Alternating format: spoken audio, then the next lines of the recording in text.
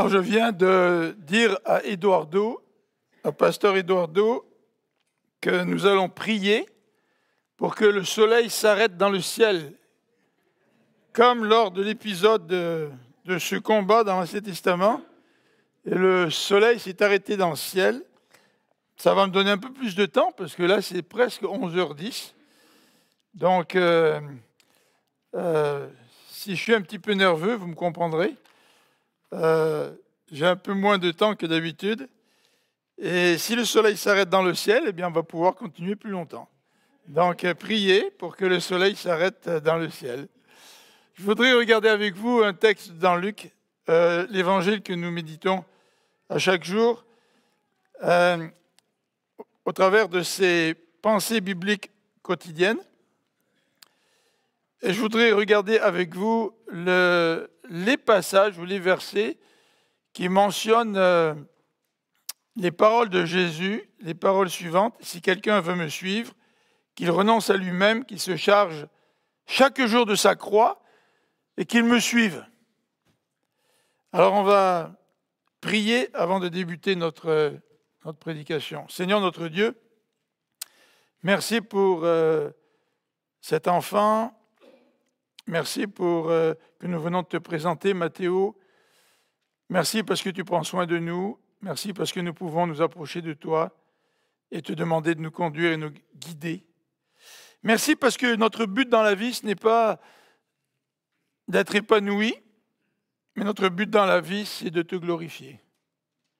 Et nous voulons nous rappeler de cela au travers de ces paroles que tu nous laisses ce matin. Si quelqu'un veut me suivre, qu'il renonce à lui-même, qu'il se charge chaque jour de sa croix et qu'il me suive.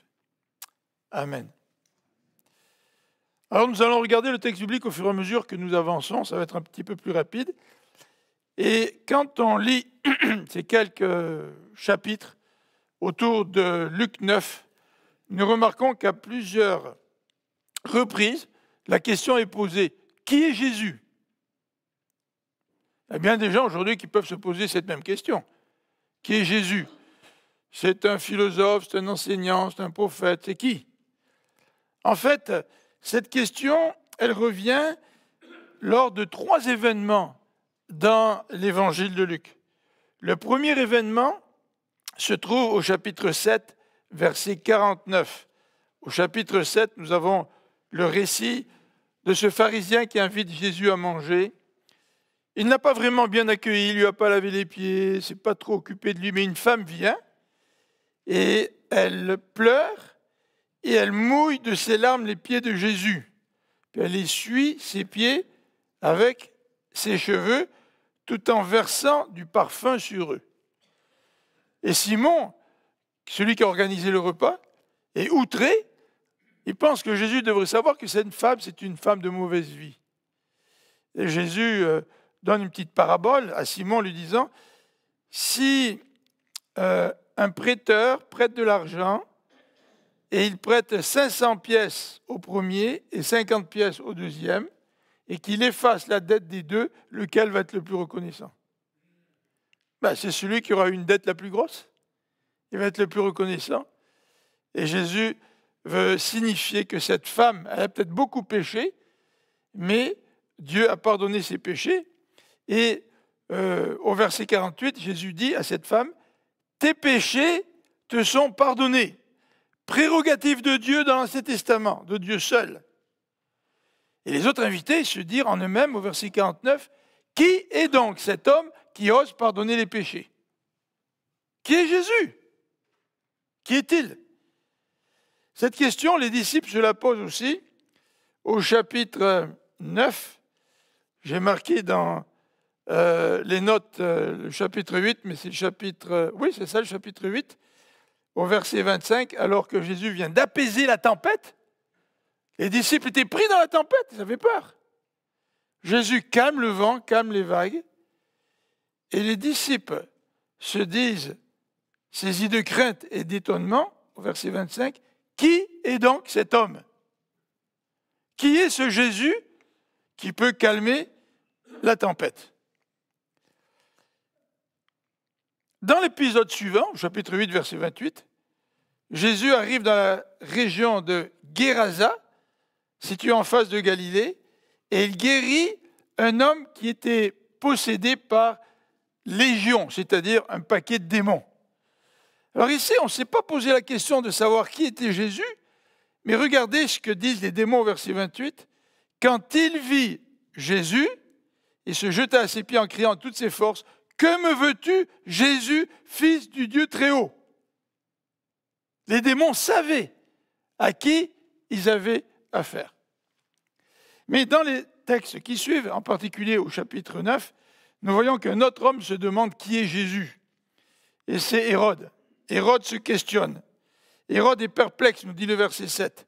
Hérode, le gouverneur de la province, apprit tout ce qui se passait. Il était embarrassé. En effet, certains disaient, c'est Jean-Baptiste qui est ressuscité d'entre les morts. D'autres disaient, c'est Élie qui a reparu. Et d'autres encore, c'est un de ces prophètes d'autrefois qui est revenu à la vie. Qui est Jésus? Hérode était bien perplexe devant Jésus. Il réfléchissait en se disant, est-ce que c'est Jean?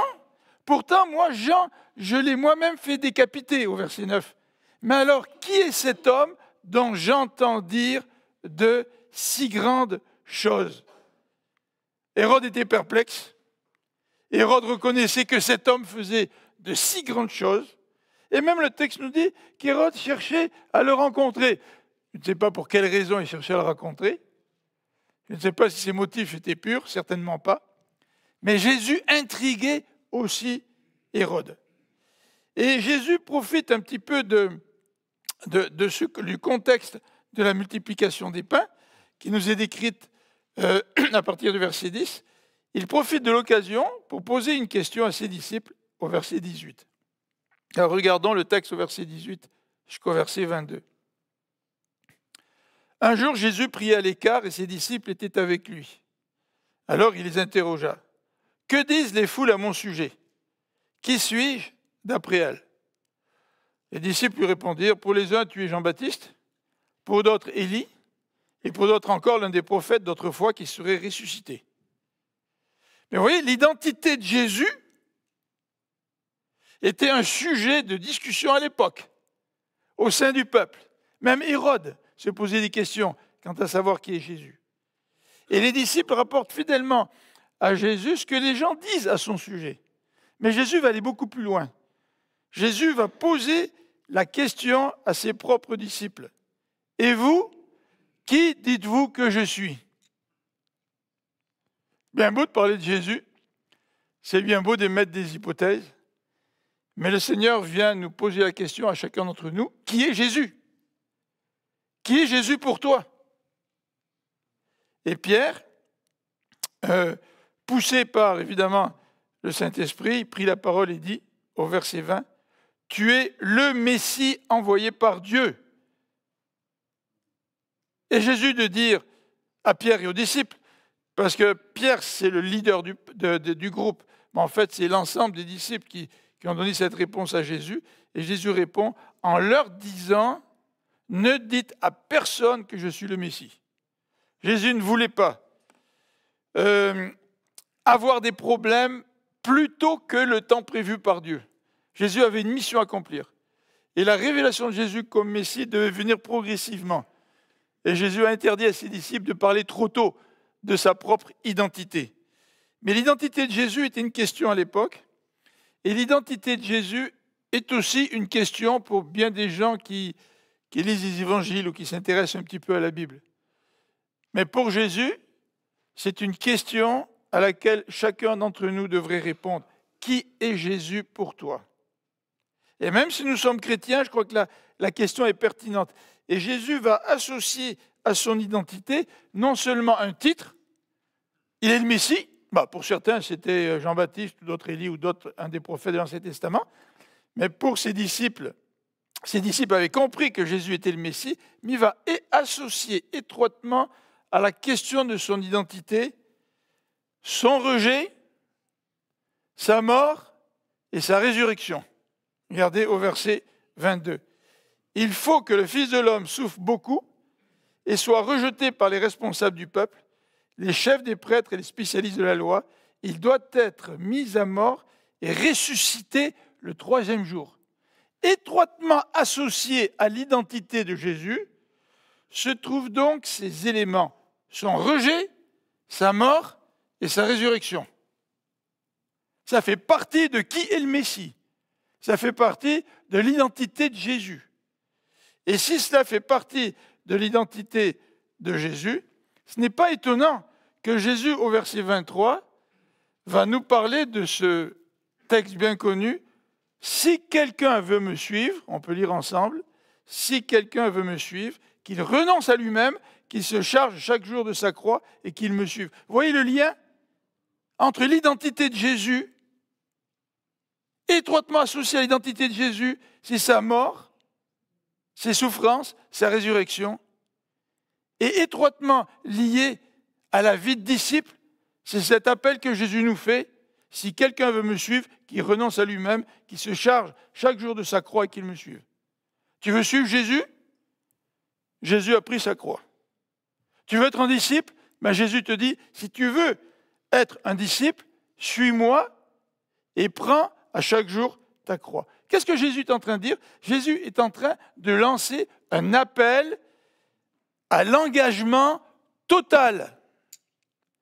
Jésus ne nous appelle pas à nous engager partiellement pour lui.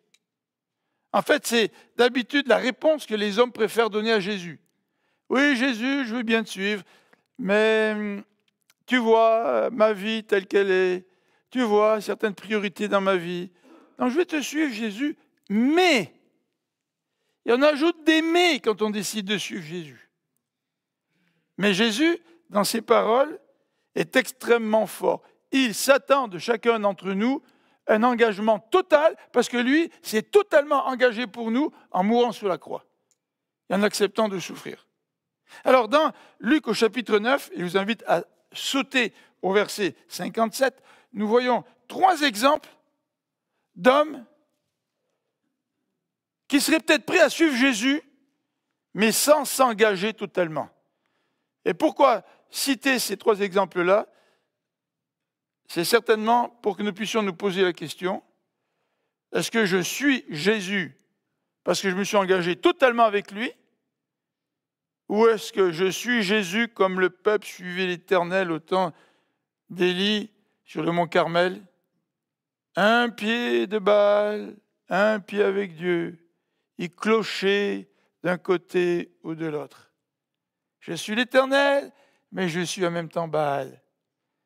Est-ce que tu veux suivre totalement le Seigneur? Ou est-ce que tu veux le suivre en disant, oui Seigneur, je vais être ton disciple, mais... Alors regardons ces 3 exemples à ne pas suivre dans les versets 57 à 62. Le premier exemple, versets 57 et 58. Pendant qu'ils étaient en chemin, un homme vint dire à Jésus, je te suivrai partout où tu iras. Fantastique, Jésus a quelqu'un qui veut le suivre. C'est génial ça. Tu sais, moi, si quelqu'un viendrait me dire « Ah, ben, je suis bien content, j'aime ça à l'église, et puis je veux venir à l'église, moi aussi, tu sais, je veux venir à l'église. » Mais regardez ce que Jésus lui répond. « Les renards ont des tanières, et les oiseaux du ciel ont des nids, mais le Fils de l'homme n'a pas un endroit à lui pour prendre du repos. » Seigneur, tu aurais pu brosser le portrait d'un disciple de manière un peu plus attirante. Pour qu'au moins cet homme qui veut te suivre, que tu puisses profiter de son désir pour l'embarquer avec toi. Puis, tu sais, peut-être plus tard, tu pourras lui dire ce que tu attends un petit peu de lui, tu sais, petit à petit, là, il va progresser, tu sais, petit à petit. Mais non, Jésus tout de suite dit, écoute, tu veux me suivre, mais moi je ne veux pas que tu me suives si tu veux t'engager superficiellement avec moi. C'est ça ce que Jésus est en train de dire. Et la question que cet homme nous pose, c'est celle-ci. Est-ce que je veux aujourd'hui, est-ce que tu veux aujourd'hui suivre Jésus à ta façon, partiellement, sans un engagement total?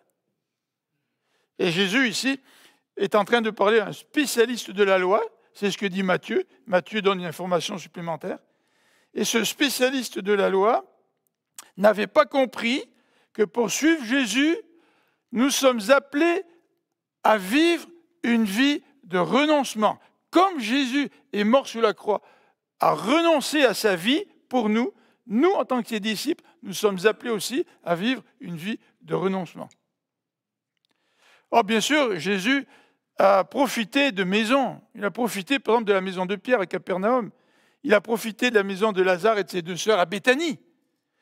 Mais c'est vrai que dans son ministère itinérant pour présenter l'Évangile, Jésus n'avait pas de chez soi.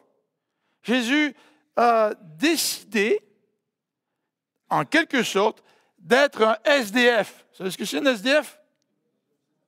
Sans domicile fixe. Qu'est-ce que ça veut dire? Ça veut dire que Jésus a renoncé à des droits qu'il aurait pu avoir. Jésus a renoncé aux avantages que nous avons lorsque nous avons un chez nous ou un chez soi. Regardez le contraste entre Jésus et les animaux. Oui, les animaux, eux, ils ont des tanières, comme les renards.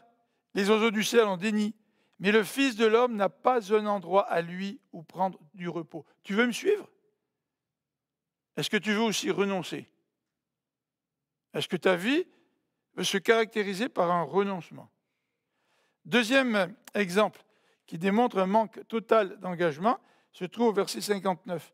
Jésus dit à un autre, « Suis-moi ». Là, c'est plus l'autre, c'est plus l'homme qui vient voir Jésus qui lui dit « Moi, je veux te suivre ». C'est Jésus qui dit à quelqu'un « Suis-moi ». Et le Seigneur nous lance le même appel aujourd'hui, tu sais. Et nous aussi, nous pouvons avoir le désir de suivre Jésus. Mais quel type de désir avons-nous? Et lorsque Jésus nous appelle en disant « Suis-moi », qu'est-ce que nous lui répondons? Et cet homme lui dit « Seigneur, permets que j'aille d'abord enterrer mon père ». Jésus lui répondit « Laisse aux morts le soin d'enterrer leurs morts. Quant à toi, va proclamer le règne de Dieu. » Alors là, je comprends plus ce que dit Jésus.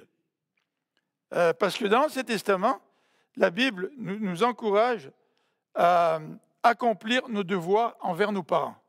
C'est vrai. Tu dois honorer ton père et ta mère, dit le Décalogue, dans Exode, chapitre 20. Et dans Matthieu 15, on va regarder Matthieu 15 parce que c'est un texte intéressant aussi. Matthieu 15, versets 3 à 6. Matthieu 15, 3 à 6 nous dit ceci. Honore ton père et ta mère, et que celui qui maudit son père ou sa mère soit puni de mort. Ça, c'est ce que Jésus dit. Et il parle à ses contemporains, aux spécialistes de la loi, en leur disant « Mais vous, spécialistes de la loi, qu'enseignez-vous? Qu'il suffit de dire à son père ou à sa mère « Je fais une offrande à Dieu en utilisant une partie de mes biens. Ben, j'aurais pu t'assister avec cet argent-là, mais parce que je fais une offrande à Dieu, ben, je suis exempté de t'aider. » C'est ce que faisaient les scribes et les pharisiens. Et Jésus fait le reproche aux scribes en disant « Vous ne prenez pas soin de vos parents. Vous trouvez des excuses. Puis vous dites, voilà, j'offre de l'argent à Dieu, et parce que j'ai offert de l'argent à Dieu, ben, je suis exempté d'aider mes parents. » Et Jésus leur dit, vous avez tort. Vous êtes des hypocrites. Mais comment ça se fait ici que Jésus dit à cet homme, laisse aux morts le soin d'enterrer leurs morts? Est-ce que Jésus veut annuler notre responsabilité face à nos parents? Absolument pas. Absolument pas. En fait, dans ce texte, le père n'est pas mort. Parce que si le père venait de mourir, cet homme-là serait déjà en train de préparer l'enterrement de son père. Son père n'est pas mort. Mais cet homme voulait, par ses paroles, signifier qu'il désirait attendre la mort de son père pour pouvoir toucher son héritage. Son père n'était pas mort. Et Jésus lui dit, laisse aux morts le soin d'enterrer leurs morts. C'est-à-dire, laisse en quelque sorte à ceux qui sont spirituellement morts d'enterrer leurs morts. Mais toi, va proclamer le règne de Dieu. Il y a un renoncement quand on veut suivre Jésus. Et Jésus dit à cet homme, ne te préoccupe pas d'hériter l'héritage de ton père. Il est peut-être âgé, il va peut-être mourir, quand on ne sait pas trop. Mais viens, et puis viens proclamer le règne de Dieu. Troisième engagement qui n'est pas total dans ce passage, c'est les versets 61 à 62. On a parlé de cet homme qui voulait enterrer, entre guillemets, son père. Il n'a pas compris l'urgence de l'appel de Jésus. Et quand tu ne comprends pas l'urgence de l'appel de Jésus, tu ne te donnes pas totalement à Jésus. Si nous ne comprenons pas l'urgence de l'appel du Seigneur pour proclamer le royaume de Dieu, nous ne suivrons pas Jésus. Troisième exemple, verset 61. Un autre lui dit encore, « Je te suivrai, Seigneur, mais permets-moi d'abord de faire mes adieux à ma famille. » Et Jésus lui répond, « Celui qui regarde derrière lui au moment où il se met à labourer avec sa charrue n'est pas prêt pour le règne de Dieu. » Nous avons dans l'Ancien Testament l'exemple d'Élie et d'Élisée. Élie appelle Élisée à être son disciple. Élisée dit à Élie, « Permets-moi d'aller saluer mes parents avant de te suivre. » Et Élie lui a permis. Alors, pourquoi Jésus, dans ce contexte, ne permet pas à cet homme de faire ses adieux à sa famille? Puisqu'on a un exemple dans l'Ancien Testament où Élie a permis cela à Élisée. Mais Jésus, par l'utilisation du proverbe, souligne que cet homme voulait le suivre tout en regardant en arrière. En d'autres termes, cet homme ne voulait pas pleinement suivre Jésus en s'engageant pleinement avec lui. Et il utilise donc le proverbe, celui qui regarde en arrière, derrière lui, au moment où il se met à labourer avec sa charrue, n'est pas prêt pour le royaume de Dieu. Tu sais, tu ne peux pas conduire tes bœufs avec ta charrue, puis regarder derrière, et puis tu vas un petit peu creuser ton terrain de n'importe quelle façon. Là. Non, si tu laboures, tu es concentré sur l'endroit où tu vas, tu veux faire des sillons droits, et tu ne regardes pas en arrière. Si tu veux suivre Jésus, ne regarde pas en arrière. Suis-le vraiment, dit Jésus.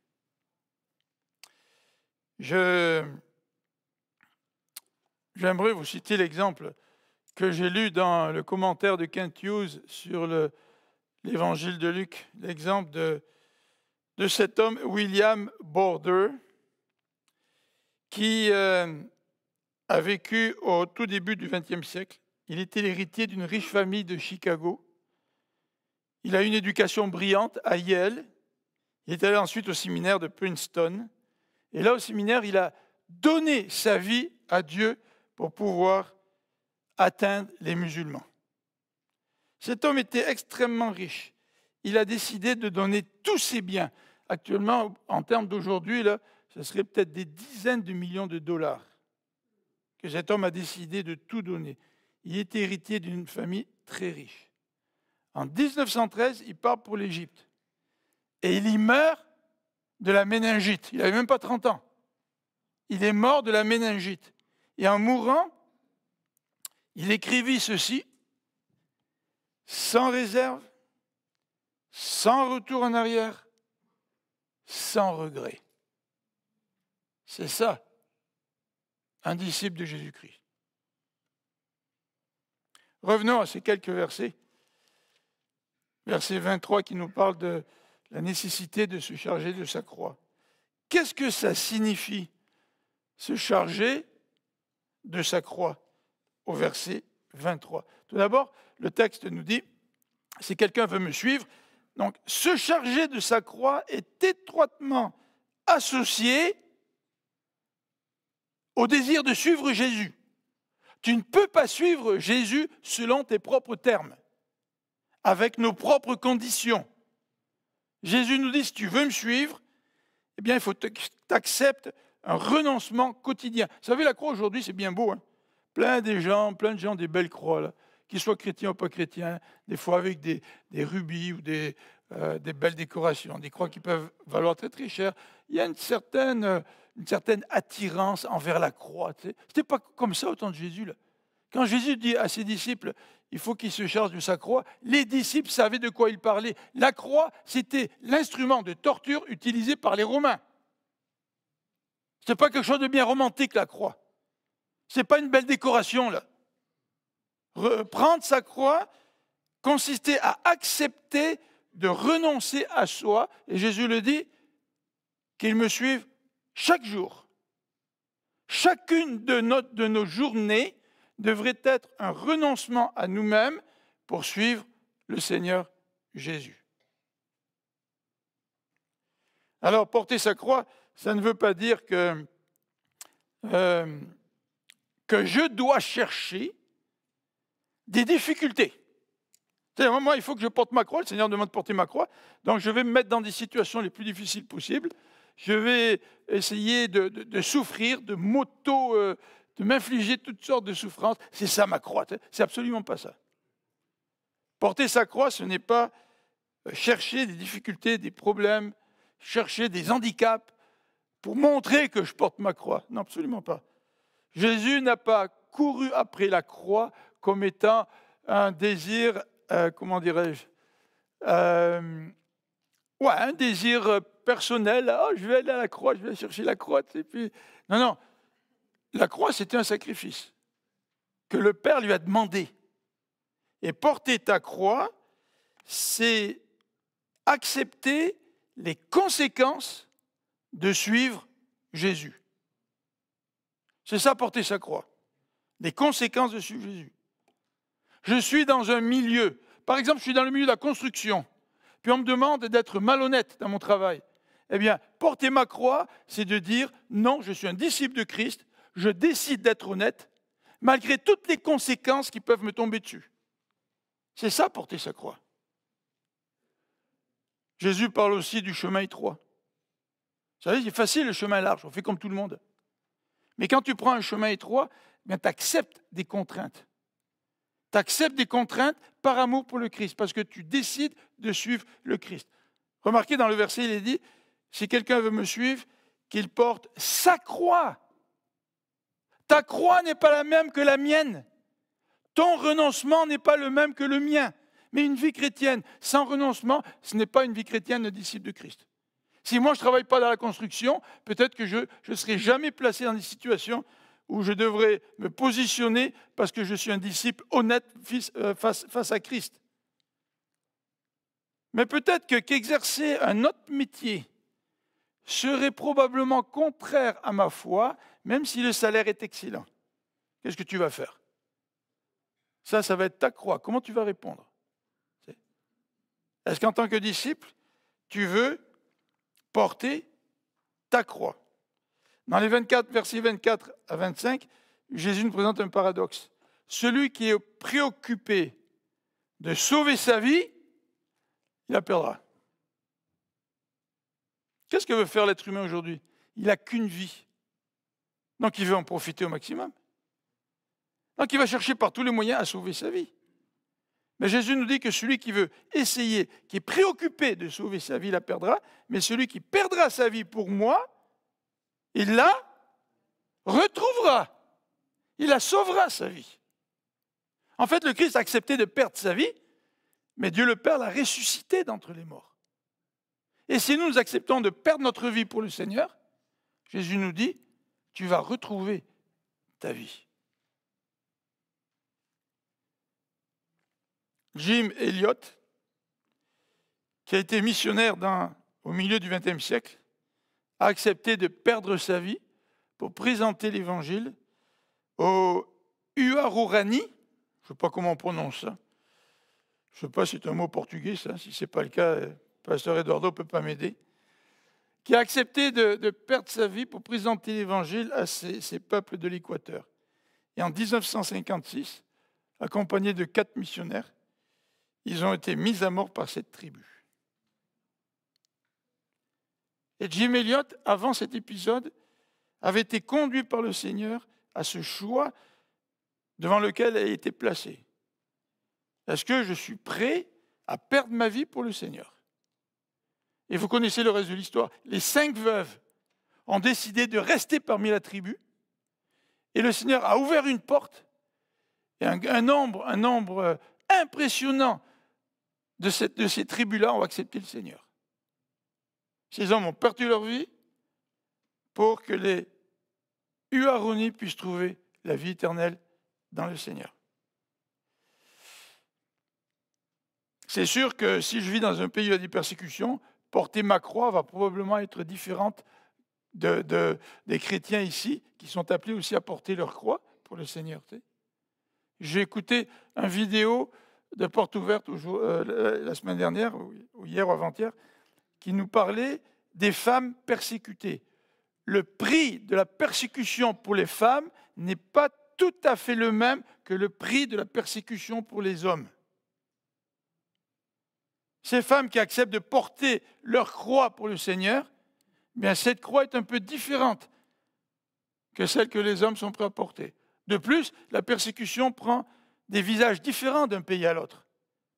Donc porter sa croix peut avoir un sens différent selon le pays dans lequel tu te trouves lorsque tu fais partie des chrétiens qui sont persécutés. Toujours notre ami Quintius, dans son commentaire, nous donne une illustration de Charlemagne. Environ 1000 ans après Jésus-Christ, à peu près 180 ans après la mort de Charlemagne, l'empereur Otton, alors il faudrait faire un petit peu d'histoire, là, mais on n'a pas le temps ce matin, je trouve ça très intéressant, il a décidé d'ouvrir la tombe de Charlemagne, de faire ouvrir la tombe de Charlemagne. Alors qu'ils ont ouvert la tombe de Charlemagne, ils se sont rendus compte que le squelette de Charlemagne était assis sur un trône au milieu de trésors incroyables. Il portait même sur sa tête une couronne d'or. Alors je ne vous dirai pas pourquoi l'empereur Otto a décidé de faire ouvrir la tombe, là, parce que ça, ce n'est pas le sujet de ce matin. Mais une copie des évangiles se trouvait ouverte sur les genoux du squelette de Charlemagne. Et l'os de son doigt reposait sur le texte suivant. Que sert-il à un homme de gagner le monde s'il perdait son âme? Au verset 26, Jésus nous indique les implications de ceux qui veulent préserver leur vie au lieu d'accepter de suivre le Seigneur. Il parle de la honte. Vous savez, dans les milieux africains, la honte, c'est quelque chose d'extrêmement important. Socialement, c'est très important, n'est-ce pas? Très, très important.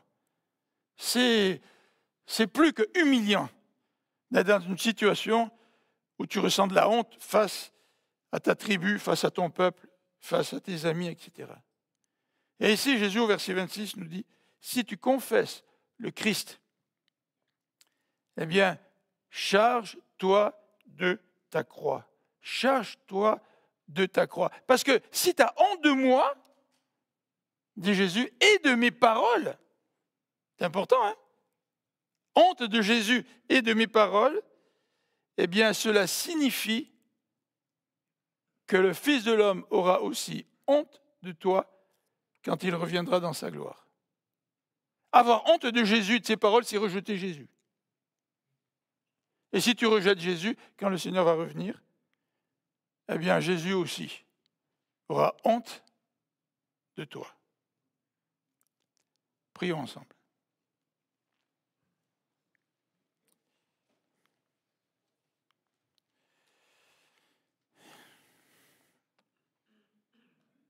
Seigneur, tu n'as jamais voulu embobiner les gens pour qu'ils te suivent.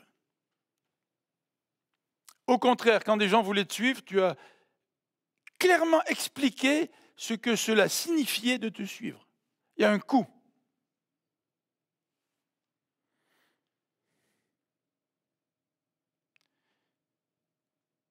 Et Seigneur, aujourd'hui, quand je regarde ma vie chrétienne, je me pose la question suivante. Quel est le coût que j'ai à payer pour te suivre?